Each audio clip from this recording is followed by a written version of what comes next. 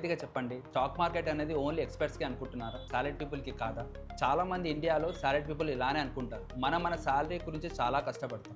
మనకు వచ్చే శాలరీలో ప్రతిదీ మనము కరెక్ట్గా అనాలిసిస్ చేసుకొని మన బడ్జెట్ ప్రకారం వెళ్తూ ఉంటాం. కానీ అందులో మనము ఏ అమౌంట్ కూడా లాస్ అవ్వకుండా ఉండాలని అనుకుంటాం. సో మనం ఇన్వెస్ట్మెంట్ చేయడానికి ఉండే భయం అనేది నిజం. కానీ నిజంగా చెప్పాలంటే స్టాక్ మార్కెట్లో ఇన్వెస్ట్మెంట్ అన్నది ఓన్లీ ఎక్స్పర్ట్గా ఉండడం మాత్రమే కాదు. ఇక్కడ స్టాక్ మార్కెట్లో ఇన్వెస్ట్మెంట్ అన్నది డిసిప్లిన్గా ఉండాలి, పేషెన్స్గా ఉండాలి, అండ్ ఎందులో ఇన్వెస్ట్మెంట్ చేస్తున్నామో అది రిసర్చ్ కరెక్ట్గా ఉండాలి. మనం చేసే చిన్న చిన్న ఇన్వెస్ట్మెంట్ కూడా లాంగ్ టర్మ్లో చాలా వరకు గ్రో అవుతాయి. కానీ ఆ ఇన్వెస్ట్మెంట్ అనేది కరెక్ట్ వేలో ఉండాలి. ఇక్కడ ప్రాబ్లం అన్నది స్టాక్ మార్కెట్ది కాదు. ఇక్కడ ప్రాబ్లం అన్నది మనము వితౌట్ అండర్స్టాండింగ్ లో, మనకు జ్ఞానం లేకుండా లేకపోతే అండర్స్టాండింగ్ లేకుండా ఎలా ఇన్వెస్ట్మెంట్ చేస్తున్నాం అన్నది ప్రాబ్లం. ఒకవేళ మీరు సాలరీ ఎంప్లాయీ అయితే ఇన్వెస్ట్మెంట్ చేస్తూ ఉంటే కామెంట్ చేయండి ఎస్ అని. మనం కరెక్ట్ వేలో ఎలా ఇన్వెస్ట్మెంట్ చేయాలో డిస్కస్ చేద్దాం.